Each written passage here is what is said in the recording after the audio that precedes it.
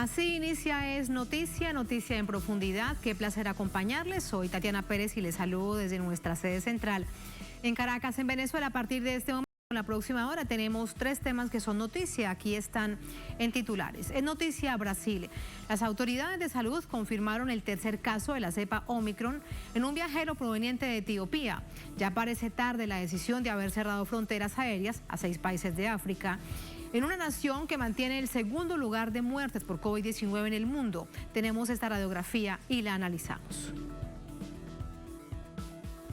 En Noticia Venezuela, semana de juramentación de nuevas autoridades locales, de encuentros de gobernadores opositores electos con el presidente de la nación y anuncio del CNE, el Consejo Nacional Electoral, de repetición de elecciones en el estado Barinas. Analizamos este nuevo momento político de la nación bolivariana.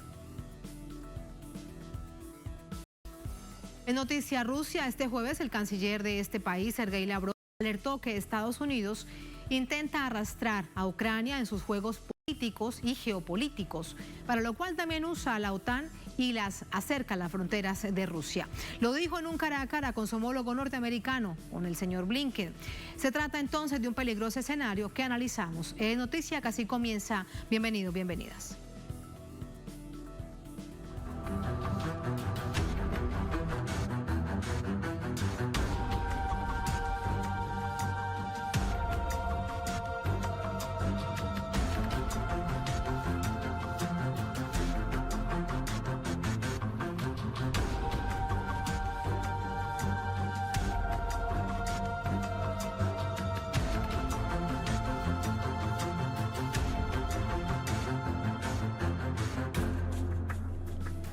En Noticia Brasil, el país es el primero en América Latina en reportar nuevos casos de la variante de coronavirus, la Omicron.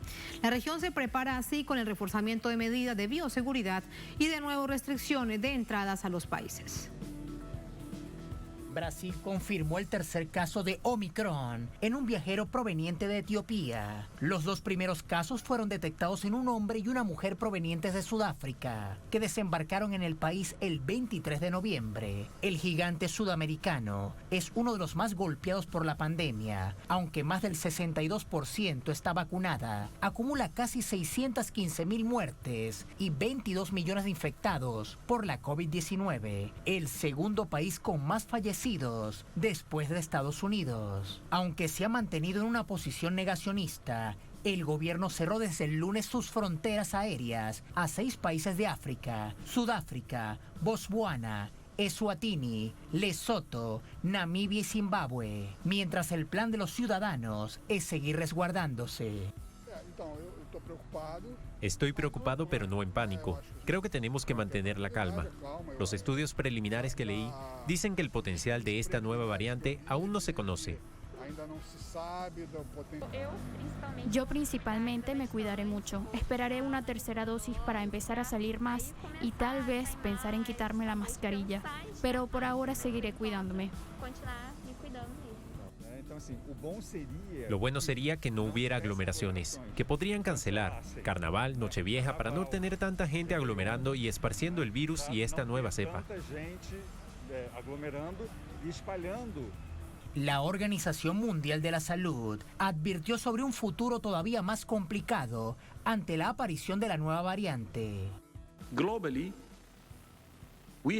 Globalmente tenemos un cóctel tóxico de bajas tasas de vacunación y muy pocas pruebas, una receta para crear y amplificar variantes. Entre tanto, el secretario general de Naciones Unidas criticó las prohibiciones de viaje impuestas por decenas de gobiernos a los países de África, considerándolas un apartheid. Con un virus que realmente no tiene fronteras, las restricciones de viaje que aíslan a cualquier país o región no son solo profundamente injustas y punitivas, también son ineficaces. La variante está en al menos 23 países y los gobiernos de América Latina no se han quedado atrás en imponer de nuevo restricciones. Venezuela, vecino de Brasil, informó sobre el reforzamiento de protocolos de ingreso en puertos aeropuertos y fronteras. Colombia se conforma con solicitar las medidas más efectivas como el porte de carnet de vacunación al ingreso al país y pruebas PCR a las personas no vacunadas, mientras Perú, a partir del 10 de diciembre, cierra totalmente sus pasos fronterizos. Más información a esta hora de Sao Paulo con nuestro corresponsal Ignacio Lemos. Hola Nacho, adelante, muy buenas noches. Saludos Tatiana, se confirmó entonces la llegada de la variante Omicron a Brasil. Esto ocurrió en principio en el estado de Sao Paulo a través del aeropuerto de Guarulhos con 2 personas que llegaban desde el sur de África. Y luego se expandieron a 3 casos y ya sobre la jornada de hoy hay una confirmación de 5 casos positivos. También hay sospechas en varios estados brasileños, al menos 8 sospechas de casos positivos de la variante Omicron, y esto nos retrotrae nuevamente una situación de disputas políticas como se dieron durante la pandemia por COVID-19 y también una situación de relativización del peligro que significa la pandemia por parte de las autoridades federales, explícitamente del presidente Jair Bolsonaro. Hay críticas por parte del gobernador del estado de Sao Paulo, João Doria, a las políticas del gobierno federal. Ha afirmado que si el gobierno federal no toma medidas en la aceleración en el uso de vacunas y también los pedidos para que las personas entren por los aeropuertos con comprobantes de vacunación contra COVID-19, el estado de Sao Paulo debe tomar cartas en el asunto, y es por eso que ha acelerado la vacunación para aquellas personas que ya habían recibido la segunda dosis en un mes. Y por otro lado, ha suspendido el estado de Sao Paulo los festejos por fin de año, algo que está ocurriendo en varios estados brasileños, una suspensión de esos festejos. También en cuanto al carnaval está ocurriendo algo parecido en varios estados brasileños. Y también un punto importante en el estado de Sao Paulo es que no se liberará ni flexibilizará el uso de máscaras en vía pública como estaba previsto para el día 11 de diciembre. El gobierno del estado de Sao Paulo se había anticipado y había hecho un anuncio anticipado de 20 días antes para la liberación y flexibilización del uso de máscaras, pero ante la llegada de esta nueva variante todo vuelve atrás y se esperará si hay realmente un efecto y una transmisión acelerada como se prevé, o si la situación será de una reducción en el número de casos como viene ocurriendo en Brasil a través de la utilización y la aplicación de vacunas que ha dado resultados hasta el momento. Pese a eso, el país ha perdido 615.000 vidas por COVID-19 por una pandemia que el gobierno brasileño relativizó desde el día 1 hasta la fecha. Estudios. Gracias, Nacho. Con esta cifra nos quedamos en 614.000, casi 615.000 personas que han perdido la vida en Brasil por COVID-19. Esta nación se mantiene como la segunda en número de contagios y lamentablemente en número de fallecidos. De esto conversamos más temprano con un experto, con el doctor Armando de Negri. Él es médico, coordinador de la Red Brasileña de Cooperación y Emergencia, coordinador del Foro Social Mundial en términos de salud. Con nosotros habló desde México.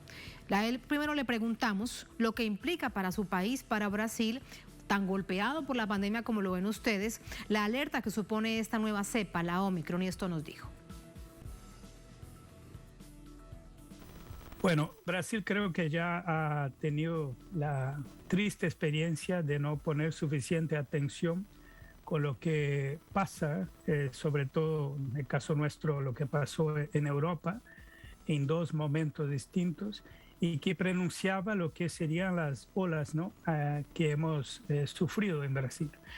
Esto quiere decir que ya en 2 oportunidades no tomamos a tiempo las medidas que pudieran bloquear, ¿no?, la circulación de nuevos virus, y sobre todo yo diría hemos fallado y seguimos fallando en muchos aspectos con respecto a la circulación doméstica, ¿no?, de los virus y sus variantes, me refiero a las variantes virales en el país. De caso ahora, otra vez hay una serie de insuficiencias en lo que dice respecto a tener una política más clara de monitoreo de la entrada de pasajeros, ¿no?, provenientes sobre todo de Europa. Y en eso hay una preocupación entonces redoblada de que una vez más tengamos una respuesta excesivamente frágil en lo que dice respecto a las exigencias de vacunación y testeo antes del viaje, al llegar acá, la observación de cuarentenas, pero y sobre todo el tema de que seguimos fallos en la vigilancia de la circulación del virus en el país. O sea, no tenemos todavía, después de tanto tiempo ya, casi 2 años, capacidad de identificar, ¿no?, los casos y bloquearlos a partir de la identificación subsecuente de los contactos y así va. De manera que hoy la apuesta de control está sobre todo en los niveles de vacunación que se han logrado, los cuales siguen siendo insuficientes en general, especialmente cuando vemos que países que ya han logrado vacunación superior a la nuestra siguen sufriendo el impacto de la variante Delta, y ahora con esta gran interrogación sobre la capacidad de contagio de Omicron, lo que implica entonces que vamos otra vez a estar expuestos a la posibilidad de un impacto importante, sobre todo con la controversia que hay sobre la limitación, ¿no?, de la circulación, aglomeración de personas en las fiestas de fin de año, e incluso la polémica ya adelantada con respecto a las fiestas de carnaval y bueno, y toda la movimentación del periodo de verano, ¿no?, del país. También le preguntamos al experto, al doctor De Negri, si serán necesarios la implementación de nuevos protocolos de atención en todo el sistema hospitalario de Brasil. Y esto nos dijo. Hasta ahora no hay ninguna evidencia ni para la Delta ni para el Omicron, que esta es todavía más reciente, de que exista un cambio significativo en la manera como se acogen, se diagnostican y se tratan los pacientes que están afectados ya con una severidad que amerite la atención hospitalaria, ¿no?, y sobre todo la hospitalización y la hospitalización en terapia intensiva. Con la COVID-19 y el SARS-CoV-2 como causa esencial, estamos aprendiendo todo el tiempo, no solo por la infección viral y sus variaciones, sino que también por las distintas formas en que se presentan las consecuencias, ¿no?, la reacción inmunológica, la presentación de respuestas que generan otras patologías derivadas secundariamente de la infección viral. Pero hasta ahora no hay evidencia ni con respecto a la Delta, porque no olvidemos que el gran impacto hoy en Europa, que está y de hospitalizaciones y muertes, es todavía la variante Delta, ¿no? No es un impacto mensurable de Omicron, que todavía es una variante que no se presenta en número suficiente como causa, ¿no?, de nuevas infecciones o de consumo hospitalario. Por eso hasta ahora no hay ningún cambio significativo en lo que se ha aprendido hasta el momento sobre el manejo de los pacientes del ambiente hospitalario. El temor siempre es por la sobrecarga de los servicios hospitalarios, servicios de emergencia en general y de las terapias, porque si una variante se hace más con mayor capacidad de contagio, ¿no?, con más facilidad de transmitirse de un ser humano a otro, eso implica proporcionalmente un mayor número de casos que pueden necesitar hospitalización, aunque se mantenga la proporción de casos que van a necesitar hospitalización y terapias intensivas, etc. Pero la variación del denominador, o sea, del volumen total de pacientes, es lo que va a establecer la sobrecarga, ¿no?, proporcional sobre el sistema hospitalario. A propósito de un tema tan polémico como el cierre de fronteras, en las últimas horas Brasil ha dicho que cierra sus fronteras solo con 6 naciones del sur de África. Por eso le preguntábamos la oportunidad de cerrar o no fronteras al doctor De Negri. Esa es una pregunta que hoy está en el centro de una gran polémica, ¿no? Porque usted sabe todo lo que implicó ahora el cierre precipitado, diríamos, de muchas fronteras de países europeos hacia los países africanos, donde se reportó, ¿no?, la circulación de Omicron, siendo que incluso ahora ya sabemos que de hecho esta variante ya circulaba en Europa antes mismo de ser identificada por los científicos sudafricanos, lo que quiere decir que a la larga el cierre de fronteras tiene hoy un efecto disminuido, ¿no?, en términos de poder aislar la circulación de una variante que ya está circulando. Eso no quiere decir que no hay que redoblar, como yo mencionaba al inicio, los cuidados en el transporte, desestimular a las personas que viajen por razones no imperativas, ¿no? Lo que implicaría también una conducta cuidadosa en el tema del turismo y todo. Y sobre todo en esta época ahora de fiestas donde hay mucha movilización, de fiestas familiares y turísticas, etcétera, y que deberíamos estar muy, muy atentos a evitar, ¿no? Las sobrecargas en el sistema de transporte, o sea, redoblando las distancias seguras, redoblando los criterios de no sobrepoblación de vuelos, de tener criterios también de los cuidados, ¿no? Con máscaras, desinfectantes y todo lo que corresponde a la circulación de los pasajeros, pero sobre todo la vigilancia epidemiológica mediante un seguimiento muy cuidadoso y la exigencia de la vacunación efectiva para poder viajar y los testes pre-embarque, ¿no? Que deberían también ser exigidos. Y a la llegada de los pasajeros de los países, establecer los criterios de seguimiento, ¿no? De reporte, de cuarentena, cuando ya hay los testes rápidos que se pueden hacer a la llegada a los aeropuertos o en los testes que se colecten, ¿no? De PCR que después den positivos y que deberían, por medida de precaución, todos los que llegan quedar algunos días y un aislamiento protector para ellos y para las personas a que van a visitar. Sabemos que estas medidas no son ni simpáticas ni fáciles, ¿no? de adoptar, pero si los países quieren realmente estar mejor preparados para un impacto potencial mayor, que insisto, es hoy tanto de Delta cuanto también de esta incógnita que es todavía Omicron, deberíamos tomar muy en serio, ¿no? Estas medidas de control y de vigilancia epidemiológica clásica. O sea, no podemos pensar que solo la vacunación nos da suficiente seguridad, porque, insisto, países con alta cobertura de vacunación en este momento están teniendo volúmenes significativos de casos, incluso de muertes. Claro que no es la misma magnitud si no hubiera la vacunación, pero el hecho de que existan todavía personas no vacunadas porque no quieren vacunarse, el caso europeo es muy fuerte en eso, también Estados Unidos, o porque no tiene la edad para la seguridad hasta ahora,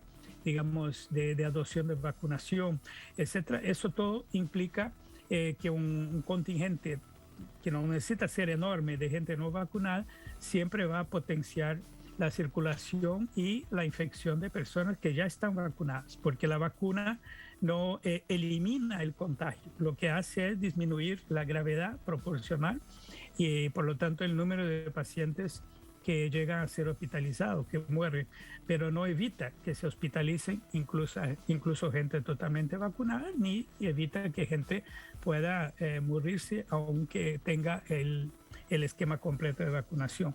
Por eso el control de la circulación del virus, ¿no? Sigue siendo esencial por medidas que apuntan a no concentrar, a no aglomerar gente, a tener distancias seguras, a cuidar el uso sistemático de máscaras efectivas y todo eso tiene que incorporarse y mantenerse como cuidados de rutina, ¿no? Todavía por bastante tiempo. Yo creo que eso también hay que estar claro. No estamos autorizados a relajarnos y porque esta pandemia no ha terminado. Esa es una recomendación muy, muy importante para toda nuestra audiencia, para todos aquellos y aquellas que nos ven, es que las medidas de bioseguridad de manera personal deben mantenerse para tratar de protegernos de manera exponencial y también cuidar y proteger a los demás. Al doctor De Negri, por último, le preguntamos, esta llegada de la Omicron a Brasil, ¿qué implica para la región? ¿Qué debemos esperar si se expande al resto de nuestra América Latina?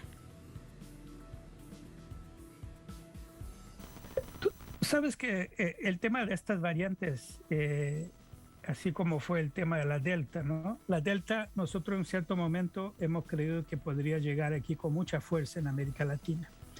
Y no fue así. O sea, tuvo más expresión en algunos países, pero en general no hemos sufrido el impacto que se esperaba de la nueva variante, porque ya teníamos otras variantes circulando de forma importante. Y los virus de alguna forma compiten entre ellos, sus variantes, ¿no? Y en este sentido, la llegada del Omicron, insisto, es una incógnita porque no sabemos todavía cómo va a llegar, si va a llegar, en qué escala va a afectar en este ecosistema, ¿no? Formado por varios tipos, ¿no? O variaciones virales de SARS-CoV-2 que están circulando. El hecho que tengamos todavía muchas disparidades entre poblaciones más o menos vacunadas, más o menos expuestas, más o menos cuidadosas, ¿no? Del cuidado y la exposición al contagio, etcétera, va a determinar la manera como en cada país se va a comportar. Por eso no, es difícil hacer una predicción absoluta. Nosotros hace algunos meses temíamos que el impacto de la Delta en Latinoamérica fuera muy avasallador. Eso no se dio de forma general. Hemos mantenido un decréscimo progresivo muy vinculado al avance de la misma vacunación y quizá al comportamiento de las cepas, ¿no? de las variaciones, perdón, que circulaban y protegieron de su espacio, digámoslo así. Y en eso lo que sí nos preocupa son algunas curvas, ¿no? Que pueden darse por disminución progresiva de la inmunidad. O sea, cuando tú tienes un primer impacto importante de una enfermedad transmisible, tú tienes un contingente grande de gente que adquiere la inmunización por fuerza de la enfermedad, o sea, queda inmunizado por la enfermedad. Luego vienen los periodos en que tú vacunas un gran número de gente. Escucho mucho a usted. Vacunas un número muy importante de personas y genera una nueva curva de población inmunizada, ¿no? Pero eso con el tiempo va cayendo. De ahí la necesidad de revacunar y de ahí la necesidad de cuidar para que aquellos que tuvieron la enfermedad y no están vacunados puedan acceder a una nueva inmunización ahora por vacuna. O sea, es algo muy preocupante, ¿no? De observar estos ciclos temporales, más que en este momento preocuparme inmediatamente por la Omicron, que insisto es una incógnita, me preocuparía por la persistencia de circulación de las otras variantes, ¿no? Dominantes, y por la reducción de inmunidad adquirida por enfermedad o por vacuna, que eventualmente puede darse en algunos grupos, ¿no? Poblacionales. De ahí la necesidad de revacunarlos. Y al tiempo también observar con mucha atención los grupos que todavía no fueron ni vacunados ni tuvieron la enfermedad, porque esos son los más susceptibles a lo que pueda pasar, sea con las variantes ya circulantes, sea con una nueva variante que pueda ingresar. Esta era la reflexión de un experto, el doctor Armando de Negri, a quien le agradecemos por habernos entregado, toda esta información y además su reflexión acerca de lo que significa esta nueva variante, esta nueva cepa, la Omicron de la COVID-19. Él dice, no solamente le preocupa esto, le preocupa el escenario completo de lo que pueda suceder. Por ello hay que fortalecer los sistemas de vacunación, pero hay unos fuertes desequilibrios también. Lo vemos, por ejemplo, las diferencias que hay entre América Latina, Europa y África especialmente. Así nos vamos a la primera pausa en esta emisión de Es Noticia. Al volver en Noticia Venezuela, semana de juramentación de nuevas autoridades locales, de encuentros de gobernadores opositores electos con el presidente y anuncio del Consejo Nacional Electoral de repetición de elecciones en el estado Barinas. Analizamos ese nuevo momento político de la nación bolivariana al volver en Es Noticia.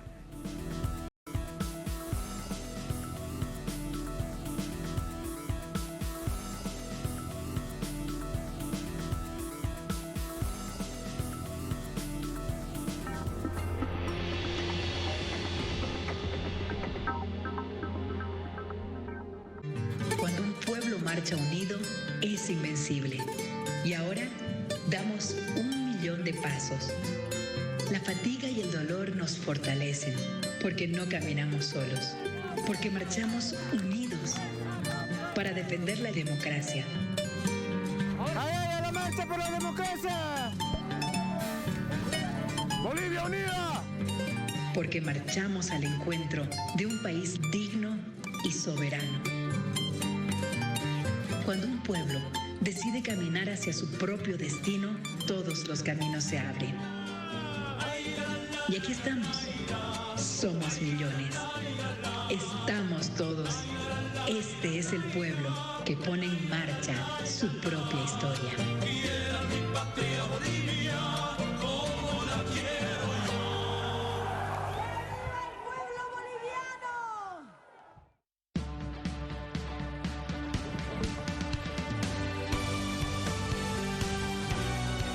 Telesur siempre da más.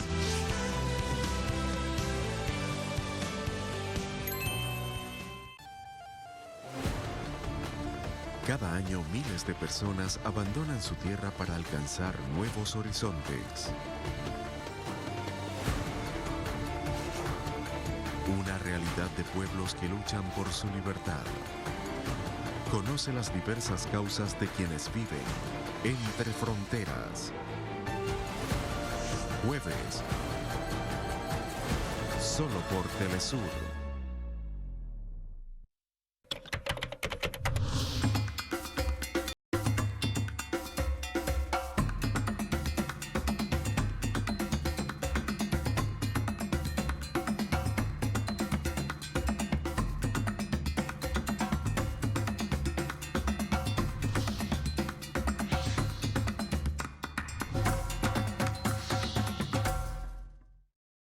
Sigue minuto a minuto nuestra programación, ahora disponible también en audio a través de nuestra página web.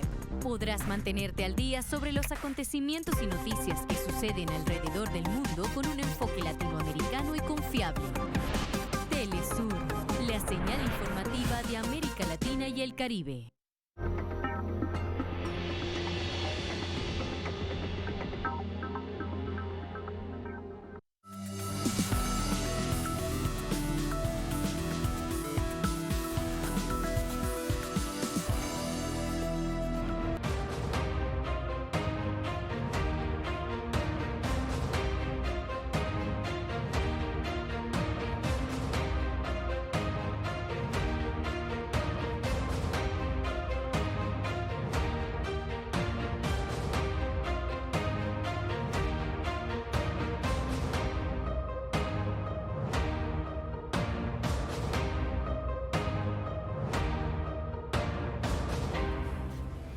En Noticia Venezuela, en las diversas regiones del país se dio inicio a la juramentación de nuevas autoridades en consejos legislativos, municipales, alcaldes y gobernadores que fueron electos el pasado 21 de noviembre en comicios regionales y municipales en este año 2021, que así cierra el ciclo electoral de esta nación. Queda algo pendiente, de eso ya les contamos. Comenzó el proceso de juramentación de las autoridades regionales electas en las megaelecciones del pasado 21 de noviembre. Gobernaciones, alcaldías y consejos legislativos reciben a los nuevos funcionarios. El presidente Nicolás Maduro exhortó a las nuevas autoridades a desarrollar un sistema de gobierno basado en las exigencias del poder popular. Construir un nuevo sistema de gobierno, lo insistiré una y mil veces. Un nuevo sistema de gobierno que rompa el esquema de la democracia burguesa representativa con el pueblo todo. Sin el pueblo no somos nada. Con el pueblo todo. El pueblo es capaz. El pueblo sabe lo que falla y por qué falla. Lo sé. El pueblo sabe los problemas que hay y por qué los hay. Y a veces ponemos un muro entre el reclamo popular, la exigencia popular, la crítica popular y nosotros. Maduro reconoció la existencia de problemas, muchos derivados del bloqueo y las medidas coercitivas impuestas por Estados Unidos, y recalcó que es necesario acabar con la negligencia de autoridades que se han apoltronado en sus oficinas sin escuchar a los ciudadanos. El mandatario se reunió con los 3 gobernadores electos de las oposiciones, Manuel Rosales, Morel Rodríguez y Alberto Galíndez. Espera que luego del diálogo se pase a la acción para poder entregar buenos frutos al pueblo. En paralelo, se prepara la repetición de la elección para gobernador o gobernadora en el estado Barinas. La razón para la suspensión, según un comunicado del Tribunal Supremo de Justicia, fue una acción de amparo constitucional interpuesta por el político Adolfo Ramón Superlano, del partido Mesa de la Unidad Democrática, contra Freddy Superlano, candidato de Voluntad Popular, por haberse presentado pese a estar inhabilitado. En este sentido, la Sala Electoral del Tribunal Supremo de Justicia ordenó al Consejo Nacional Electoral realizar de nuevo los comicios en Barinas, programados para el 9 de enero de 2022. Este es el escenario ya postelectoral que vamos a analizar de inmediato en clave local, en clave nacional y en clave internacional. Para ello nos acompaña Juan Eduardo Romero, diputado de la Asamblea Nacional, historiador y politólogo. Juan, bienvenido, ¿cómo te va? Muchas gracias por acompañarnos. Gracias, Tati. Un gusto. Te invito siempre a que te quites el tapabocas, que tenemos la distancia de vida.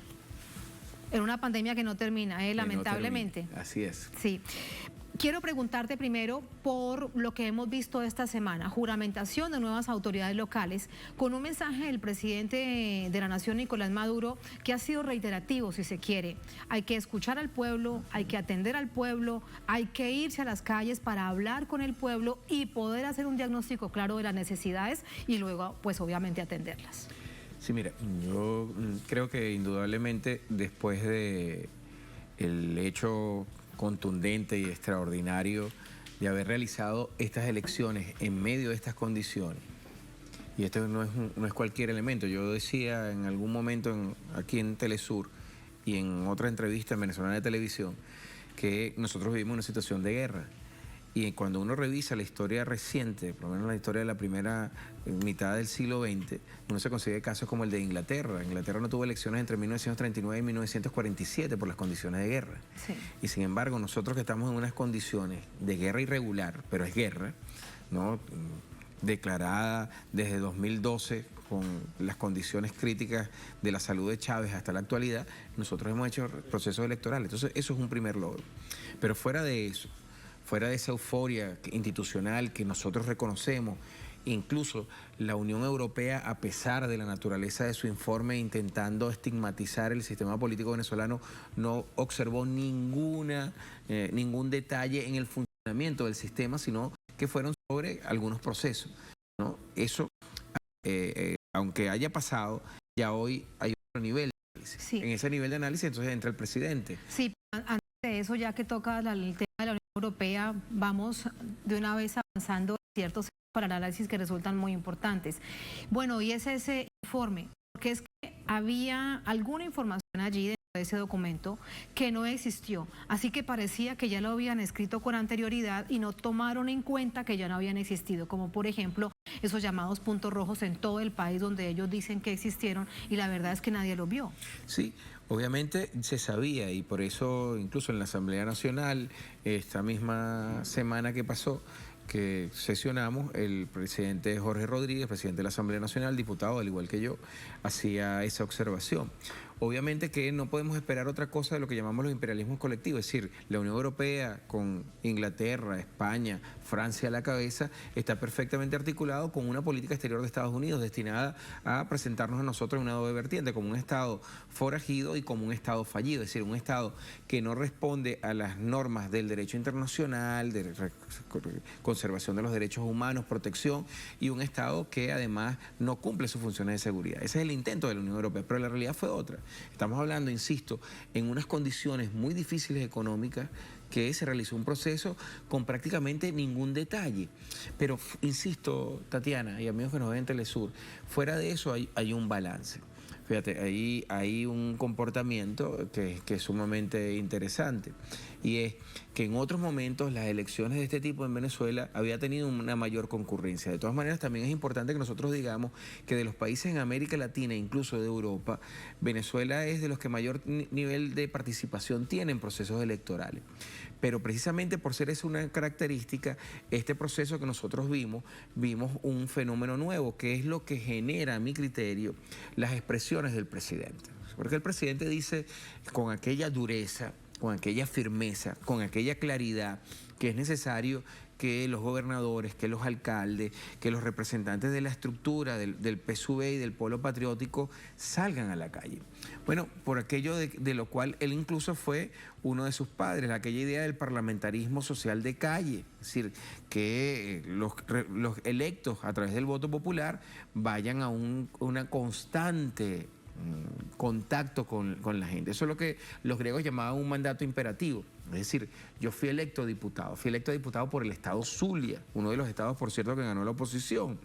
Y eso a mí me obliga pero yo tengo una condición de diputado que, si bien es regional, yo soy un diputado de Venezuela, no exclusivamente del Estado Zulia. Entonces, aquí se trata de una articulación entre un nivel de poder, como es el poder nacional, y otros niveles, como es el poder regional. Por eso es que es sumamente interesante desde el punto de vista de aquellos que acusan al sistema electoral venezolano de un déficit democrático, ver al presidente Nicolás Maduro recibir a un gobernador electo como es Manuel Rosales, que en la gestión que tuvo entre 2000 y 2008 contra Chávez, apostó a la secesión del Zulia, apostó al golpe de Estado, fue uno de los firmantes del decreto de Carmona Estanga.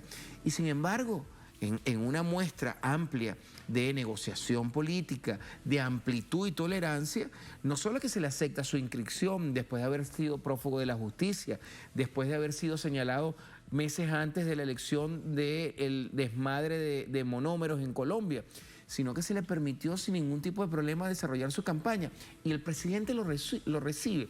¿Eso qué indica?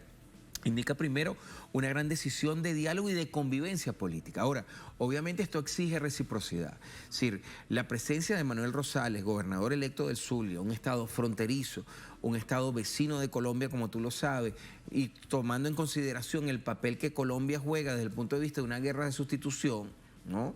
Y tomando en cuenta que de los estados fronterizos de Venezuela, Zulia es el que más extensión de esos 2.219 kilómetros de frontera tiene, obviamente ahí hay una tensión, porque además es un estado petrolero, está la petroquímica más importante, las áreas productivas del sur del lago que son extraordinarias, la cuenca binacional del Catatumbo que tiene una riqueza, sería un conjunto de elementos que hacen complejo eso.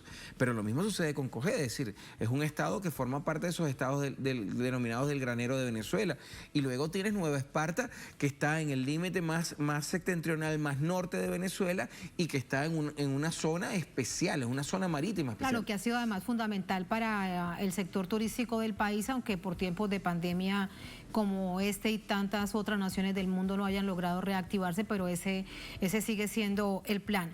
Estos tres gobernadores electos, ¿cómo los caracterizas?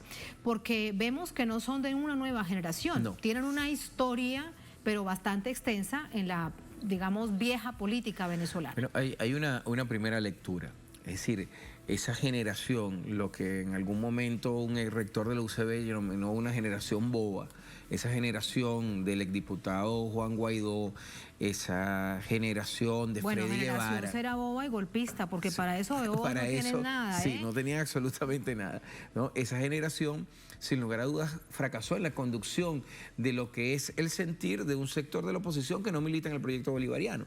Entonces llama mucho, poderosamente la atención el hecho de que los tres gobernadores son tres exgobernadores. Son tres actores provenientes de la socialdemocracia. Son tres actores que tuvieron un papel muy importante en el periodo entre 1980 a 2000. ¿No? Y que hayan de nuevo surgido de sus cenizas como ave fénix, te habla de una gran crisis interna de la oposición. Es decir, te habla que ese liderazgo radical, transgresor, violento, que asumió Juan Guaidó, Freddy Guevara, John Goycochea, para hablarte de algunos de los más evidentes, obviamente, de la nueva generación. Sí, de la nueva generación, esa generación del 2007 para acá, sí, que surgió en el escenario, como ustedes deben de recordar, de la reforma constitucional que planteó Chávez apenas ganó, por cierto, ante Rosales en la elección presidencial del 2006. Él gana en la elección presidencial y en el 2007 plantea la reforma constitucional, una reforma que se perdió por menos de 5%, por cierto, para hablar sobre aceptaciones de resultados electorales. Y esa generación asumió un liderazgo con un discurso confrontacional, con un discurso que trató a todas luces de modificar las condiciones de convivencia, y él fracasó contundentemente. Y entonces surge de nuevo esta vieja generación, una generación acostumbrada al juego político, que además en democracia es totalmente adecuado y plausible, y lo que hace el presidente Nicolás Maduro es tenderle la mano. Dice, bueno, ustedes están dispuestos a aceptar. Además, en el caso específico del Zulia, por ejemplo, si tú ves el discurso de Manuel Rosales durante su campaña, es: nosotros vamos a plantear una unidad para salir de Nicolás Maduro, ¿no? Para salir de un gobierno que no corresponde a la legitimidad. Y sin embargo se presentó en el presidente constitucional de Venezuela. Eso dentro de todo de su discurso, asumiendo esa ambigüedad que lo caracteriza desde el punto de vista de esas emisiones, de sus actos de habla. Sin embargo, es un buen augurio. Un buen síntoma en torno a que podemos resarcir, así como las abuelitas de uno reacomodaban las medias cuando se nos rompía o el pantalón. Yo creo que el presidente Nicolás Maduro, con dedal en la mano y un hilo muy fino y una aguja muy delicada, acomoda esos rotos que ha tenido el comportamiento del sistema político. Eso no significa que no hablemos de confrontación, pero yo creo que puede haber una confrontación dentro de los canales democráticos. Desde la legalidad, desde que no se esté de nuevo buscando estrategias de desestabilización para un país que hoy decía, a propósito también en llamados a la reflexión a las nuevas autoridades locales, decía el presidente, es que es la primera vez que se realiza este proceso de elecciones después de una guerra económica sin precedentes que ha tenido Venezuela, con el primer año de un crecimiento. Pero fíjate que acaban de publicar, Ecoinversión acaba de publicar un estudio que señala que la recesión, la caída, disminuyó en este año 2021, y lo cual abre unos augurios muy interesantes. Ahí está, por ejemplo, nuestro amigo Tony Bosa, es diputado como yo por el estado Zulia, con una propuesta sobre el tema de los salarios, ¿no? Yo creo que los gobernantes, esos 105 gobernantes locales que obtuvo la oposición, más los 200 y algo que nosotros tenemos, ¿no?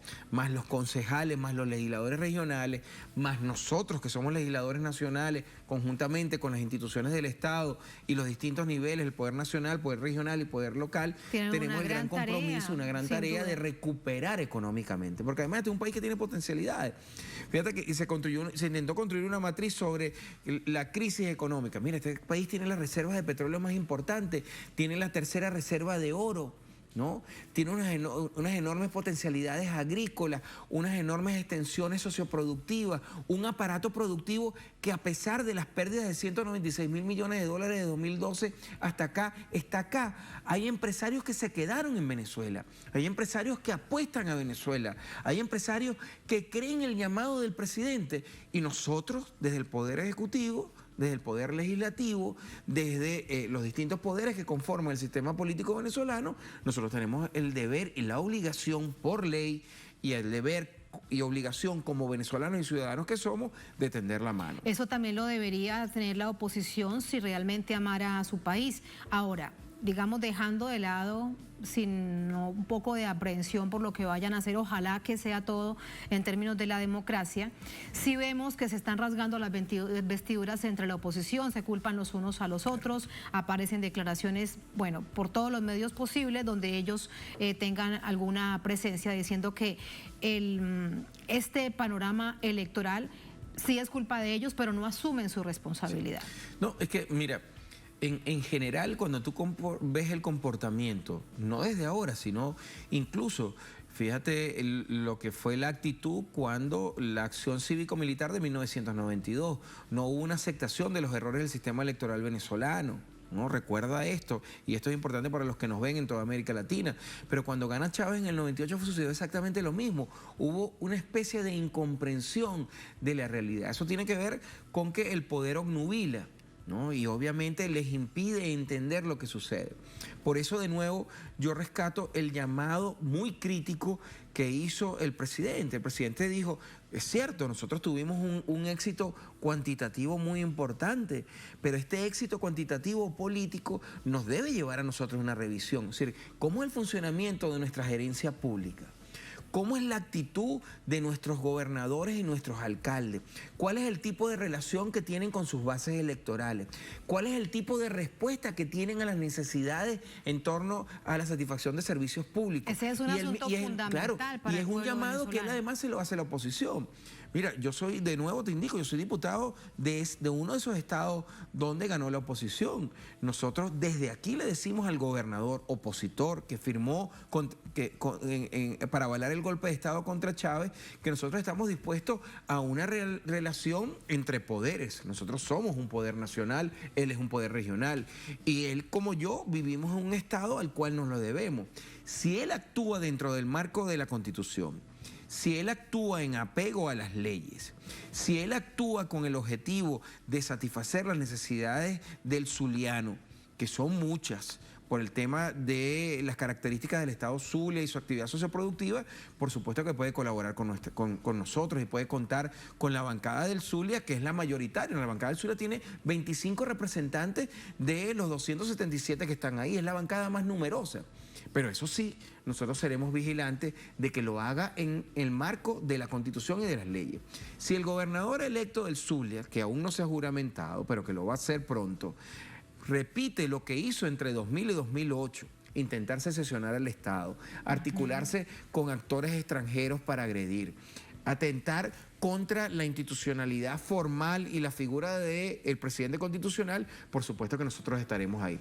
Pero si por el contrario, él acepta este llamado que nosotros estamos haciendo para articularnos en la atención, conjuntamente con el presidente Nicolás Maduro, que dijo: yo me pongo a su disposición para resolver los problemas de la ciudadanía, que al final es lo que a todos los políticos nos debe preocupar. Es lo que debería ser. Es la agenda que nosotros deberíamos de tener. Regresar al proceso, al camino constitucional, pues es lo que deberían siempre pensar. Poner por delante las necesidades del pueblo, en este caso zuliano, pero de todo el país. Claro. Por último, Juan, en los actores internacionales no quiero dejar de preguntarte antes de terminar con Estados Unidos. Hoy un sector de esas llamadas oposiciones que estuvo en el diálogo en México se fue a reunir con representantes en la Casa Blanca y desde allí están llamando de nuevo a que se retome el diálogo. ¿Cuál es tu opinión?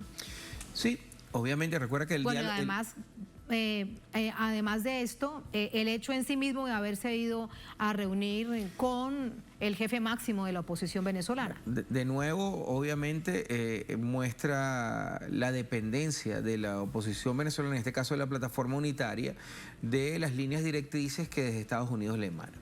Eso no nos sorprende, es decir, el presidente lo ha dicho, nosotros lo hemos dicho, lo dijo el presidente de la Asamblea Nacional, Jorge Rodríguez. Nosotros estamos claramente que nuestro adversario es un adversario antinacionalista, antipatriota, proimperialista, procapitalista, y que sus intereses son esencialmente económicos. Eso lo tenemos perfectamente claro. Pero teniendo eso claro y vigilante, nosotros también tenemos claro que nosotros somos unos actores que jugamos en democracia. Sabemos que ellos tienen un espacio político y nosotros pretendemos tener una relación lo más fluida posible con ellos en el marco de la Constitución y las leyes venezolanas. Nosotros no estamos dispuestos bajo ningún criterio a someternos. Les recuerdo las palabras que Simón Bolívar le escribió al delegado norteamericano Irving en 1819. Hemos perdido la mitad de una población peleando contra un imperialismo. La otra mitad está gustosa de seguir su camino. Eso es bueno que lo sepan, pero también es bueno que sepan que nosotros aceptamos las reglas del juego democrático. Nosotros reacomodamos nuestras fuerzas. O sea, cuando hay pesimistas nuestros con los cuales estamos discutiendo, porque obviamente por la abstención hubo una disminución de nuestro caudal electoral, eso es indudable. Pero cuando tú ves las condiciones en las cuales nosotros fuimos al proceso electoral, cuando tú ves las dificultades que tuvimos en la campaña, cuando tú ves las dificultades a las cuales nuestros electores que han mostrado una fidelidad a la plataforma política e ideológica del PSUV y del Polo Patriótico, y aún así acudieron a votar. Y la pandemia que genera temor y tú dices, este pueblo, Tatiana, es sumamente digno, y nosotros apostamos a eso.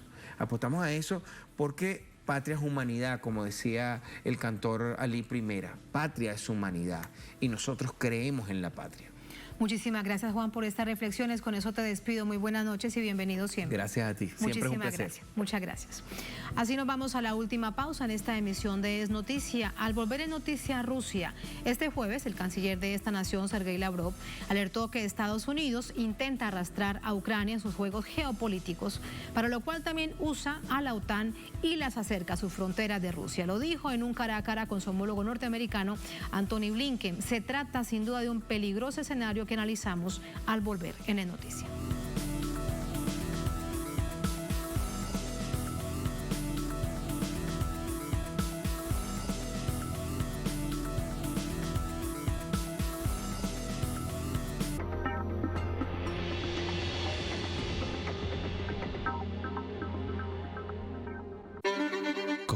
activación de la planta de amoníaco y urea, continúa la era de la industrialización del gas. Nuestra planta garantiza la seguridad alimentaria del país y potencia la producción agropecuaria.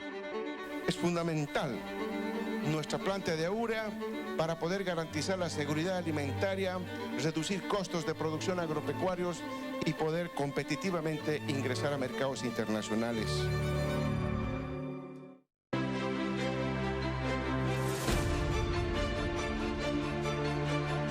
Nuestra señal es abierta porque Telesur siempre da más.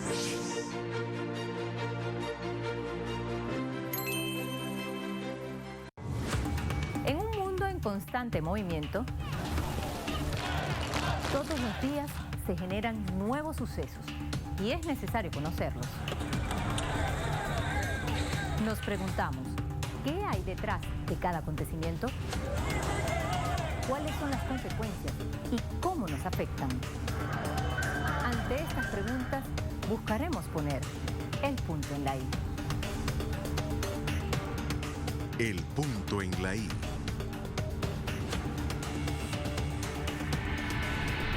Lunes, solo por Telesur.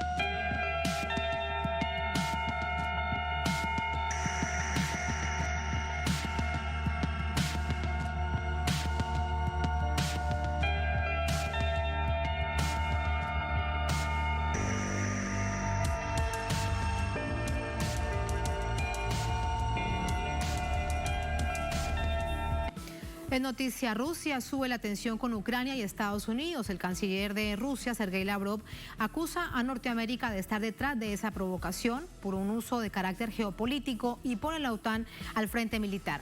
De inmediato vamos a entrar con el análisis. Para ello nos acompaña Ana Teresa Gutiérrez del CID. Ella es investigadora internacionalista en la Universidad Autónoma Metropolitana de México. Nos acompaña desde Ciudad de México. Profesora, qué placer saludarla. Muy buenas noches. Igualmente, Tatiana, buenas noches. Muchas gracias. Ha dicho hoy el canciller Sergei Lavrov frente en este cara a cara con su homólogo de Estados Unidos, con el secretario de Estado de Estados Unidos. Nuestra futura estabilidad estratégica se está erosionando rápidamente. La OTAN se niega a considerar nuestra propuesta para reducir las tensiones y prevenir incidentes peligrosos de manera constructiva. Es parte de lo que ha dicho Sergei Lavrov, alertando de la tensión que hay en la frontera. ¿Cuál es su visión acerca de ello? Bueno, me parece, Tatiana, que aquí el problema es que Rusia ha logrado posicionarse como el gran abastecedor energético para Europa. Vemos la construcción del gasoducto turco que llega también, la intención es llegar a Europa, y también tenemos el Nord Stream 2 que ya está listo, ya está cargado, ya solamente se esperaba en tiempos anteriores que Alemania diera el visto bueno para que ya empezara a redistribuir el gas. Sin embargo, lo que vemos es que empieza este problema con Ucrania y con Polonia, porque obviamente ellos quedan fuera ya del tránsito de gas muy pronto, dentro de unos años.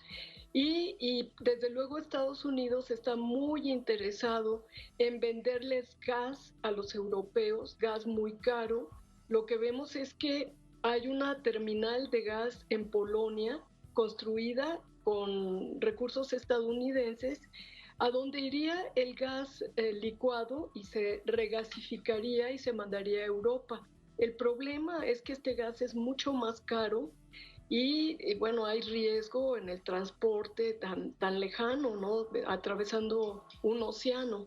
En cambio, el gas ruso está directamente ya por el gasoducto Nord Stream 2, el Nord Stream 1, como sabemos, ya funciona. Entonces me parece que toda esta histeria, porque pues he estado oyendo las declaraciones de los jefes de Estado polaco, ucraniano, y es una histeria como que Rusia va a atacar en fechas próximas, cuando Occidente esté celebrando las fiestas navideñas, como que va a atacar a Ucrania y va a quedarse con la cuenca del Don, con esta parte de ucranianos rusos que están en desacuerdo con el gobierno nacionalista ucraniano y sus prácticas neofascistas.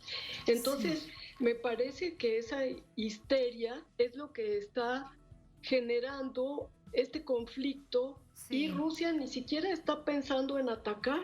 Una histeria, como bien usted lo dice, profesora Ana Teresa, con grandes titulares que así lo plantean. Es que Rusia es una amenaza porque es prácticamente inminente que ataque militarmente a Ucrania. Pero si lo que hay de fondo es todo un asunto de carácter energético, ¿por qué usan a Ucrania? ¿Es el más débil, es el más manipulable de los países aliados a Estados Unidos en esa zona? Sí, desde luego. Desde el golpe de Estado de 2014, realmente el gobierno nacionalista que quedó con Arseniy Yatsenyuk está totalmente sometido al liderazgo estadounidense, pero además han tenido estas prácticas neofascistas de ir hacia la parte del sureste de Ucrania, en el Donbass, en donde pues no los dejan hablar en ruso como lengua nacional como era antes, que había dos lenguas oficiales, el ruso y el ucraniano, pero además de esto han matado gente y siguen haciendo provocaciones enormes, y el actual gobierno ucraniano tiene toda la esperanza de que Estados Unidos lo incluya en sus planes económicos, y además que presione a Estados Unidos a Rusia para que no deje el transporte del gas por Ucrania. Y es el conflicto finalmente de Crimea, que no pueden asimilar en Occidente, Estados Unidos y Europa Occidental, que Crimea se independizó de Ucrania y votó por su reintegración a Rusia. Y esto es algo que les molesta muchísimo porque querían poner ahí una base de la OTAN, como han venido haciendo. Y el comportamiento que tiene y las declaraciones que tiene Occidente son verdaderamente desastrosas, antidiplomáticas, ofensivas hacia Rusia, diciendo que Rusia no tiene derecho a una esfera de influencia, que no tiene derecho a querer intervenir en Ucrania, cuando Rusia no está pensando intervenir en Ucrania mientras no la provoquen y pasen la línea roja que el presidente Putin planteó, que es sí, efectivamente, el territorio de Ucrania. Y eso pero es, al parecer... Claro, y eso es, profesora Ana Teresa, el gran peligro que reviste esta situación, y es que hasta cuándo se mantendrá contenida Rusia ante una provocación. También lo decía hoy el canciller Sergei Lavrov, es que se acerca cada vez más la OTAN a las fronteras rusas. Y si revisamos en un mapa, de hecho invito a nuestra audiencia, si le interesa, si le llama la atención, que lo haga, la cantidad de tropas, no solamente de la OTAN, sino de bases militares estadounidenses que rodean a Rusia. Exactamente. En el Báltico, los 3 estados bálticos, en Polonia, en la misma Ucrania, se están construyendo objetivos militares estadounidenses fuera de la legislación de la OTAN. Entonces, al parecer, Estados Unidos está usando al gobierno ucraniano a atacar a la cuenca del Don. Y ahí sí Rusia tendría que reaccionar, porque muchos de estos ciudadanos no solamente son de etnia rusa, sino tienen pasaporte ruso. Ojalá que ese momento no llegue, que no llegue ni ahora ni nunca. Para despedirla, profesora Ana Teresa, preguntarle también de otra acusación de Estados Unidos hacia Rusia, y tiene que ver con que no ha cumplido con los acuerdos de Minsk. Pero si lo revisamos de manera literal, es todo lo contrario. Quien no ha cumplido ha sido Occidente, no Rusia. Quiero preguntarle de ello. Desde luego se había comprometido el gobierno ucraniano a negociar con la parte donde están los rusos étnicos en esta cuenca del Don para tener una especie de autonomía y que además cesaran ya los ataques de los nacionalistas ucranianos, de estos grupos pseudo nacionalistas que en realidad son grupos neonazis y que están asusados por Occidente y que han llegado a cometer, como decía, tropelías y asesinatos en esta parte de Ucrania. Y sin embargo, los acuerdos de Minsk no han sido cumplidos por Ucrania porque Occidente no quiere que haya esta negociación y está tratando de debilitar a Rusia por medio de llevarle conflictos a sus fronteras y evitar así la competencia que le significa a Estados Unidos el crecimiento económico y energético de Rusia, traducido en estos nuevos gasoductos de acuerdos que han hecho con la Unión Europea. Y la Unión Europea pues realmente está reaccionando bastante mal. Vemos incluso a Alemania como ya el canciller Schulz no quiere, y la nueva secretaria de Relaciones Exteriores de los Verdes, que además es rusofóbica y sobre pretexto de la agenda verde de la Unión Europea está vetando a Rusia y quiere acabar con este proyecto del Nord Stream 2. Entonces, claro que, como decía Tatiana, está bastante caldeado el ambiente y ojalá que esto no acabe en una guerra. Muy caldeado el ambiente, que no sea así, porque siempre los que más sufren son los pueblos, no importa en qué parte se dé. Y con respecto a Nord Stream 2, pues es que ya es una realidad, ya prácticamente está en funcionamiento. Profesora, como siempre, muy interesante escucharla. Gracias, muy buenas noches. Muchas gracias, Tatiana, un gusto y gracias por la invitación. A usted muchas gracias. Gracias a ustedes por habernos acompañado. Ponemos punto final a esta emisión de Noticias. Será hasta mañana. Sigan con nosotros.